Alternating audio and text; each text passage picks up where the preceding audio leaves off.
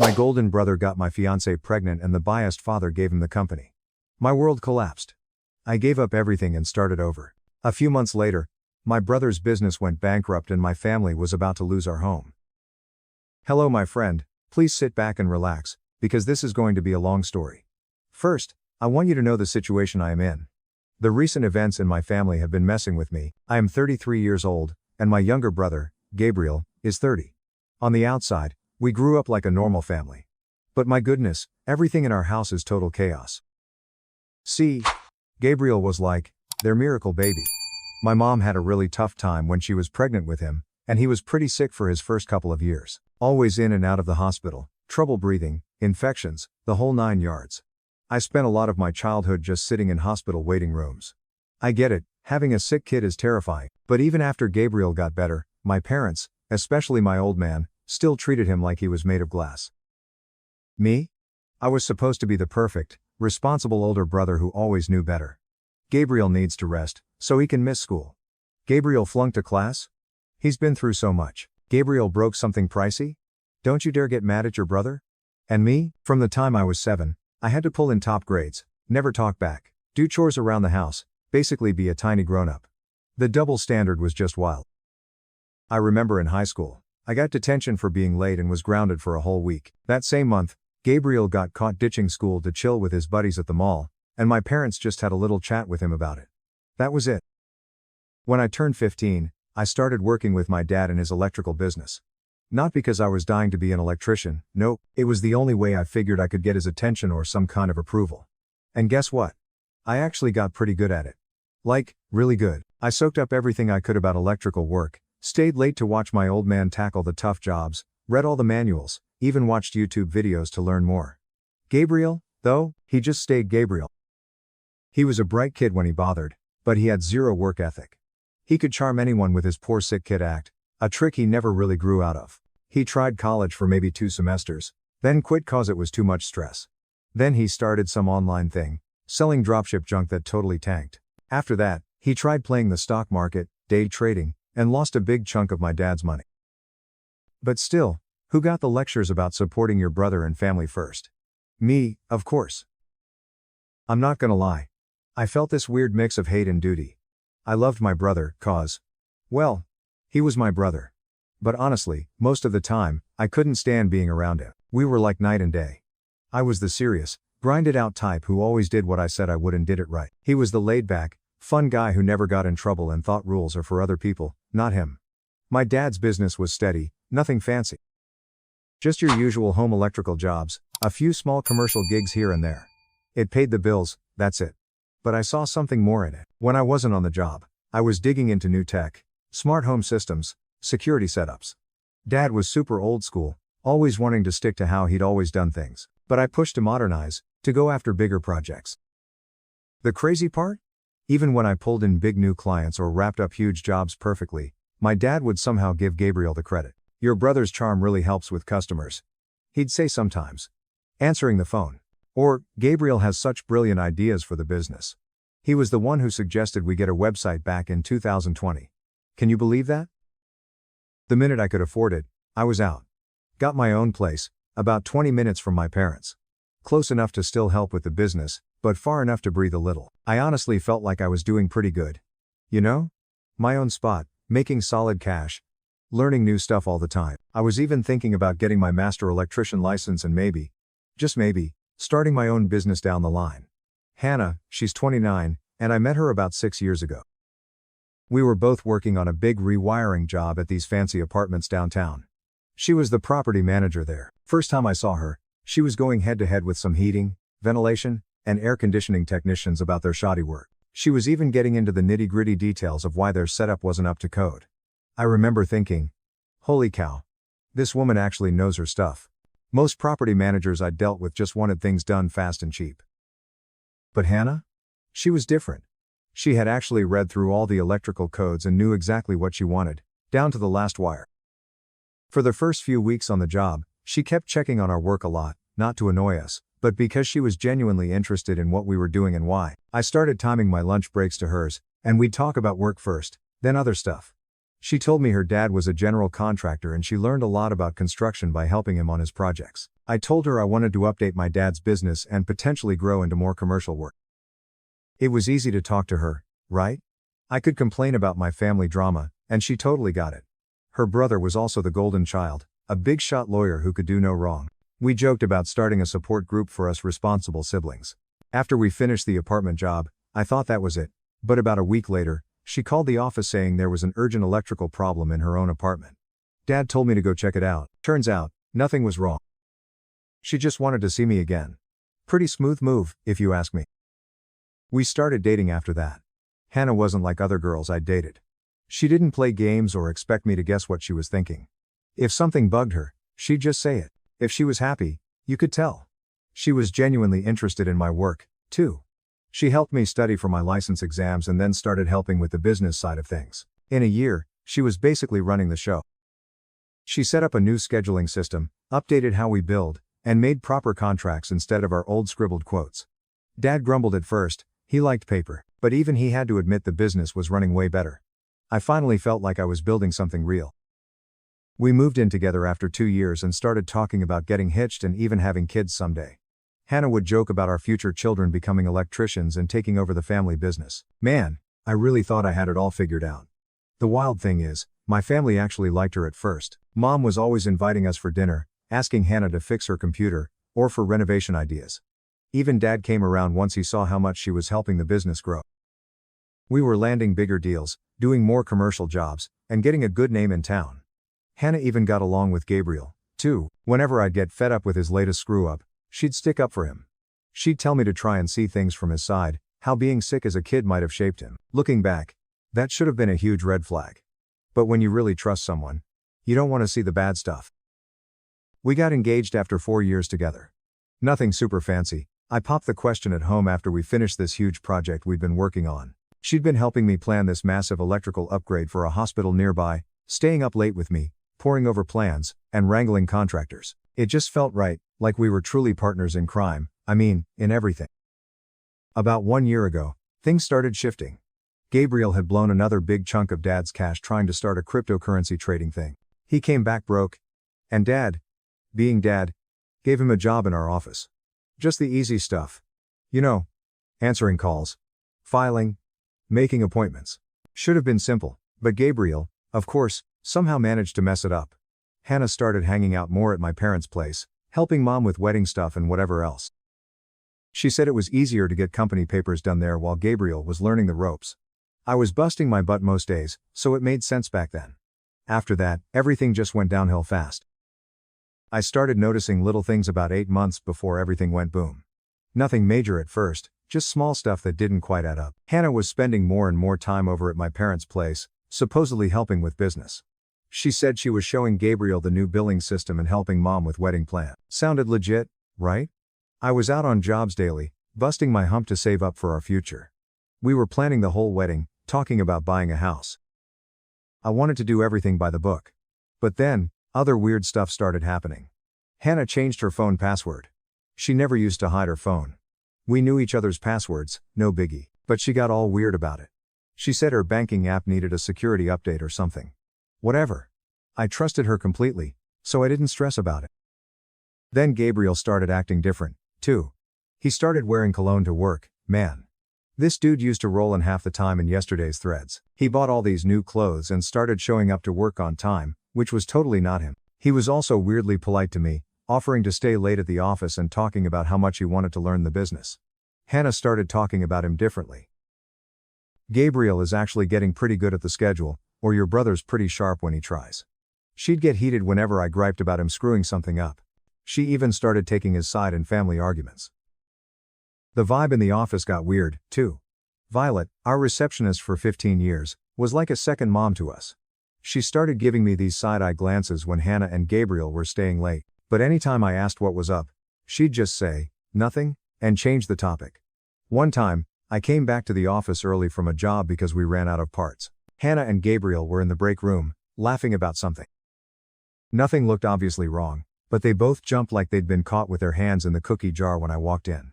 Hannah said they were just looking over some invoices. At 7 o'clock at night? Yeah. Right. Hannah started talking less about our future, too. She used to be all gung-ho about wedding plans, checking out houses online, talking about the kind of family we'd have. Then she just went quiet on all that stuff. She said she was just stressed with work. The real red flag I totally missed was when she stopped coming to job sites to check on projects. That used to be our jam. She'd bring lunch, we'd look over the plans, fix any issues together. But now she was too busy at work with Gabriel. We had a big family dinner about 6 months ago. Hannah was acting weird all night, barely talking and glued to her phone. Gabriel kept trying to make these inside jokes with her. Hannah actually snorted a laugh when he mentioned that crazy guy at work. But when I asked what was so funny, they both just said, "You had to be there." After dinner, on the way home, I finally brought it up. Hannah was still staring at her phone. "You okay? You seemed off tonight." "Just tired. Work's been crazy." "Yeah, it looks like you and Gabriel are getting along better these days." She tensed up but tried to play it cool. "He's not as bad as you always say. He's actually pretty funny when you get to know him." "Funny enough to make you ignore everyone else at dinner? What's that supposed to mean?" "Nothing. Just that you've been different lately. Distant.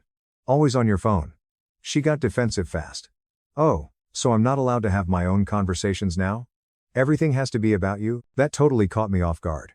Hannah never talked to me like that. "That's not what I said. Just feels like something's changed.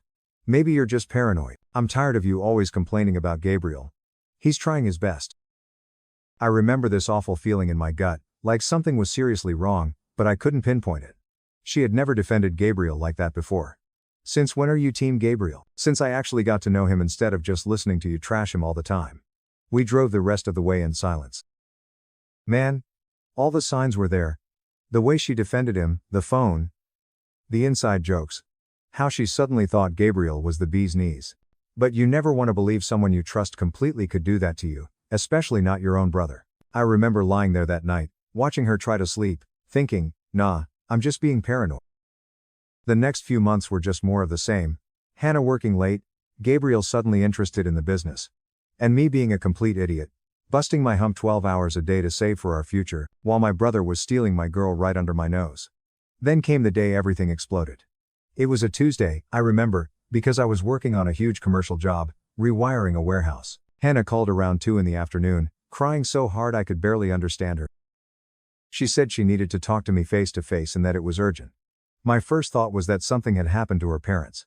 I told my crew it was a family emergency and drove straight home. I found her sitting in her car in our driveway. She wouldn't come inside, just sat there gripping the steering wheel like it was the only thing holding her together. I got in the passenger seat, waiting for her to say something. "I'm pregnant," she finally said. For a few seconds, all I felt was pure joy. We'd talked about starting a family after the wedding, and suddenly it was happening. I started rambling about how we'd figure things out, how we could move the wedding up if we needed to. She just kept crying. "There's more," she choked out. "It might not be yours." Everything inside me just stopped. My brain, at first, just refused to accept it.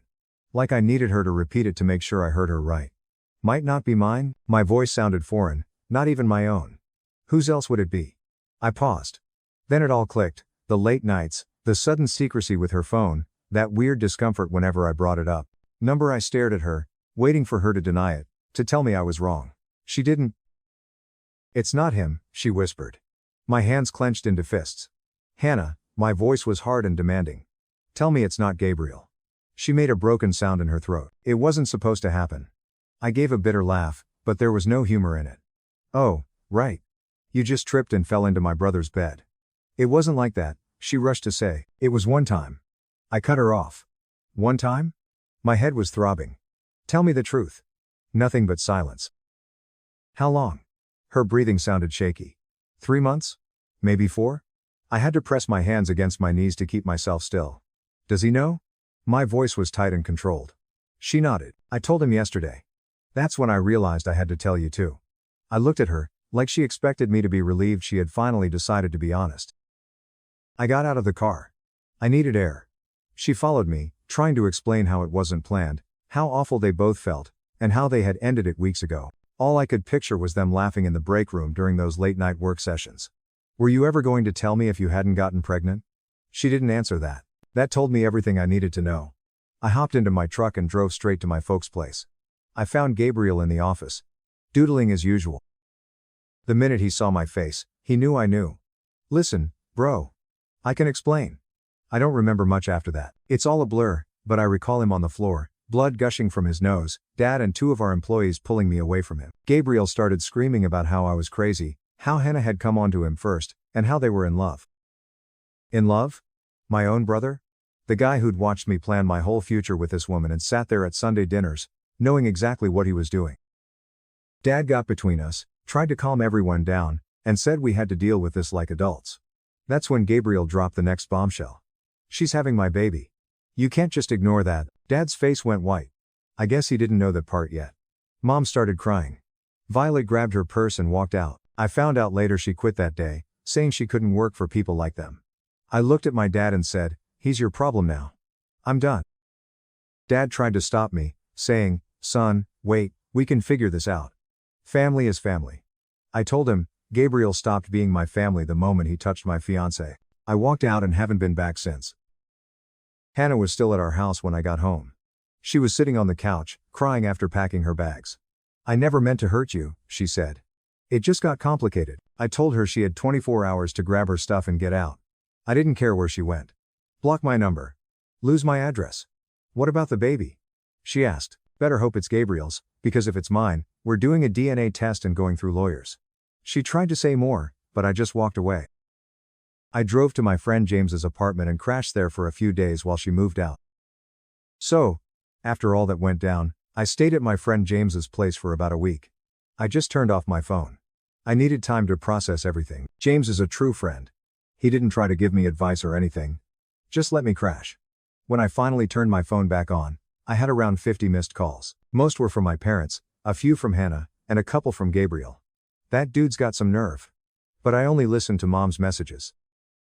She was crying in most of them, begging me to come talk to Dad, who supposedly had a solution. I should have known Dad's solution would be some manipulative garbage, but I went anyway, mostly because Mom sounded so broken. Walking into that house was weird. I found everyone in the living room. Mom looked like she hadn't slept in days. Dad was in his usual recliner, looking all serious, like he was ready to give one of his lectures. Gabriel was there too, sporting a pretty bruised nose. Not gonna lie, that sight felt pretty good. Dad cleared his throat and hit me with a bombshell. "Son, I've been thinking about how to sort this whole mess out so everyone wins. Since you're clearly not gonna work things out with Hannah, and because she's pregnant, I think it makes sense for her and Gabriel to get married." I actually laughed. I literally busted out laughing right in his face. But he wasn't done. "Also, since they'll be starting a family, I figure it's only right for Gabriel to take over the business. With Hannah's office experience and Gabriel learning the ropes, they could." "Gabriel learning the ropes?" I cut him off. "He can't even wire a GFCI outlet without someone watching him." Dad gave me that look he always gives when someone interrupts him. "Watch your language. And your brother has really shown he wants to learn. In fact, I want you to train him." Guys, I just lost it. I started laughing again. But it was that kind of crazy, hysterical laugh you get when something is so messed up you can't even process it. "Let me get this straight," I said. "You want me to train the brother who slept with my fiancé to take over the business I helped build, while they're married and raising a kid that might be mine? Are you actually out of your mind?" Mom started crying again. Gabriel just sat there, looking at the floor like a total coward. Dad pulled out his last trick. "This business is still in my name. If you're not going to help your brother, maybe you should find somewhere else to work." That's when it hit me. All those years of busting my butt, all that hard work, the clients I brought in, the good name I built, it all meant squat next to precious Gabriel's latest screw-up. I just stood up and headed for the door. Mom tried to stop me, but I just said, "I'm done. Good luck with your new dream team." Gabriel finally spoke up. "Bro, wait." I turned around and just said, "Call me bro again, and I'll break more than your nose." "No." Dad started yelling at me about loyalty and second chances. I didn't even look back. The very next day, I started calling all our big clients, especially the ones I had a good relationship with. I told them I was leaving and gave them some names of other good contractors they could hire. Dad called, screaming that I was trying to wreck the business. I told him I was just letting my clients know I wouldn't be handling their jobs anymore. It's not my fault if they don't want to work with his new perfect team. Gabriel and Hannah actually went along with the whole thing. They got married at the courthouse 2 weeks later, acting like it was some big love story instead of a complete betrayal. Dad even backed them, giving them money for a down payment on a house, like a prize for what they'd done. Meanwhile, I was left standing in the rubble of everything I thought I knew. No apologies, no real consequences. Just the expectation that I'd move on while they played happy family. So, I did. I walked away from it all. I got a job with one of our old rivals, where my work was actually valued instead of being treated like an afterthought. Better pay, real respect, and best of all, no family drama. I poured everything into starting fresh and building my own reputation. I even got my master electrician license, something Dad always said I wasn't ready for. Turns out I was more than ready. I just had to get out from under his thumb to prove it. I didn't hear much about the family business for about 4 months. Mom would text me sometimes, but I asked her not to talk about Gabriel or Hannah. I didn't need that stress in my life. Then last week, Mom called me around 11 o'clock at night. She was crying again, saying Dad needed to talk to me right away. I almost hung up, but she sounded genuinely distraught. Please, she begged. I know you have every right to say no, but we're about to lose everything. My curiosity got the better of me, and I stayed on the line. Dad came on, and his voice was completely different. Not his usual, I know everything tone. He sounded broken. Turns out, letting Gabriel run the business was exactly the disaster I predicted. This genius screwed up 3 big commercial jobs so badly that one client has threatened to sue us for breaking code. I'm talking about basic stuff, like the wrong size wires, missing ground wires, and junction boxes left without covers, mistakes that could literally burn a building down. And get this? It gets even better. Instead of hiring actual electricians, he made his college drinking buddy chief electrician. The guy's only electrical experience was changing light bulbs in his apartment. No license, no qualifications, and probably couldn't tell a voltage meter from a screwdriver. Yeah, they're running a real pro operation over there. Then there's the money side. Gabriel apparently forgot to pay their liability insurance. Think about it. An electrical company, one accident or fire, and they'd lose everything. But hey, why waste money on silly things like insurance when you can just pocket the cash instead? Because that's exactly what he was doing, taking cash payments from customers and conveniently not writing them down in the books. And the financial wizard had been taking out loans against the company without telling Dad. Multiple loans. We're talking serious cash here. And the best part? Nobody can figure out where all that money went. Nothing in his bank account. Nothing in his investments. It all vanished like magic. I'm guessing his new car and the fancy clothes he's been rocking might be a clue. It's almost impressive how thoroughly he ruined everything in just a few months. Dad spent 30 years building this company, and Gabriel practically destroyed it in less than half a year. That's what happens when you hand over a profitable business to someone whose biggest achievement was being the beer pong team captain in college. Dad finally found out when their insurance got canceled and he started digging into the books. Gabriel had been hiding all the problems by messing with the paperwork, just like Hannah had taught him during all those late hours at work. Most of their experienced workers quit. I can't blame them. Gabriel treated them like dirt, and paychecks started bouncing. Violet, our old receptionist, apparently tried to tell Dad about strange activity in the accounts months ago, but he refused to listen. Dad's voice was shaking as he told me all of this, and then he hit me with it. Son, I need you to come back. Help me fix this. We can make you majority owner. Give you full control. I told him I needed to think about it. He started getting desperate. Please. We're going to lose everything. The business, the house, everything I built. Your mother. She's not handling this well. Then he played his last card. Gabriel and Hannah broke up. She left last week. Just disappeared. Left a note saying not to contact her. The baby. We don't even know where she is. Gabriel wasn't daddy material after all. My response was, not my circus. Not my monkeys anymore. Dad started his usual speech about family and how I should be loyal. I cut him right off. Remember when I begged you not to give the business to Gabriel? When I told you he'd run it into the ground? What did you say then? Oh yeah, family is family. Well, this is your family's mess now. Mom called back, crying that they might be homeless soon. That hit me hard. Mom didn't deserve any of this. She's the only one who ever tried to keep our family together, the only one who didn't pick sides, even when she probably should've. I told her she could come and stay with me anytime. It's just for you, not Dad, not Gabriel. I can't leave your father, she said. I sighed. Then that's your choice, Mom, but my door is only open for you. It sucked knowing she'd never take me up on it. A few days later, Hannah texted me. I know I'm the last person you want to hear from, but I need help. The baby's yours. I got the test results. Gabriel took all my money and disappeared. Please, I don't have anywhere else to go. I read it, stared at it, and then put my phone down. I didn't reply. Not going to, but damn, if it didn't sit there like a rock in my stomach, like a punch I knew was coming but couldn't quite brace for. It should have meant something huge. It should have changed everything. But all I felt was tired, Like I'd finally crawled out of this mess only for it to reach back and try to drag me under again. And for the first time, I genuinely didn't know what to do. Dad showed up at my place last night while I was still trying to figure things out. No warning, just standing there when I got home from work, looking rough. He was wearing an old jacket I remembered from when I was a kid, and hadn't shaved in what looked like weeks. First thing I noticed was he was driving Mom's old Civic, not his truck. Later, I found out they had to sell his truck to pay off some of the business's debts. "Can we talk?" he asked. Not demanding like usual. He actually sounded exhausted. I let him in because I really wanted him to see how well I was doing without his help. "My new house is pretty nice. I got it after my last promotion. Nothing fancy, but it's mine. I earned it myself." He stood in my living room, looking lost, like he didn't know how to talk to me without giving orders. Finally, he sat down and started spilling everything. "The business is pretty much toast.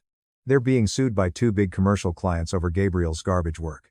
After that, most of their home customers bailed, complaining about jobs left undone. The bank's coming for the house next month." He then added, "I should have listened to you." That was the first time I'd ever heard him admit he was wrong about anything. I told him that was good to hear, but it was too little, too late. Then he pulled out this folder. Inside were papers to sign over 100% ownership of the company to me, no strings attached. "You can save it," he said. "You always knew what you were doing. I was just too stubborn to see it." You know what's wild? 6 months ago, this would have been everything I ever wanted, all that validation, finally having the power, and Dad admitting I was right. But looking at those papers, I just thought, what happened to Gabriel? Dad's face just crumbled. Gabriel cleaned out their savings account last week and disappeared. Left some note about needing to find himself or some BS. Classic Gabriel. Makes a huge mess then runs from the consequence. "He's still your brother," Dad said softly. "No," I replied. "He stopped being my brother the day he decided family loyalty meant nothing to him." Sound familiar? That hit him hard. Good. He started telling me how he could help me rebuild the company, how we could work together and be a real family again. I had to laugh. "Dad, you're not getting it. I don't want the business. I don't want your help. I'm done. But this is your legacy too. Everything we built. Everything I built. You gave to Gabriel. Remember?